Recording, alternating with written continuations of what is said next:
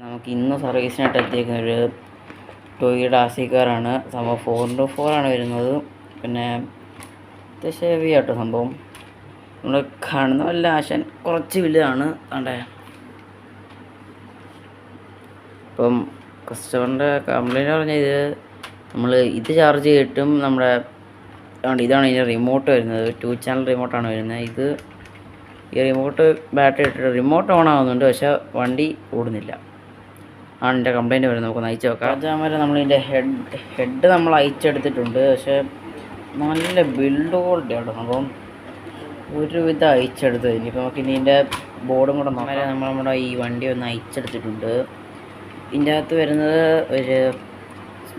എന്താ പറയുക, ഒരു ലിഥിയം ബാറ്ററിയാണ്. അതും 600 mAh ആണ് വരുന്നത്. പിന്നെ ഇത് റീചാർജ് ചെയ്യുന്നത് ഒരു USB സോക്കറ്റ് വഴിയാണ്. അത് വെച്ചാണ് ഇപ്പോൾ ഇത് റീചാർജബിളായിട്ട് വർക്ക് ചെയ്യുന്നത്. നമുക്കൊന്ന് ചെക്ക് ചെയ്തിട്ട് നോക്കാം. ഇപ്പം ബോർഡ് കംപ്ലൈൻ്റ് ആണോ ബാറ്ററി കംപ്ലൈൻ്റ് ആണോ എന്ന് നമുക്ക് ചെക്ക് ചെയ്തിട്ട് മച്ചാന്മാരെ നമ്മൾ കണ്ട് ഇതിൽ നമ്മുടെ ഈ ഉള്ള വേറൊരു ബാറ്ററി സെറ്റ് എടുത്തിട്ടുണ്ട്. അപ്പോൾ റണ്ണിങ് കണ്ടീഷൻ ആക്കിയിട്ടുണ്ട്.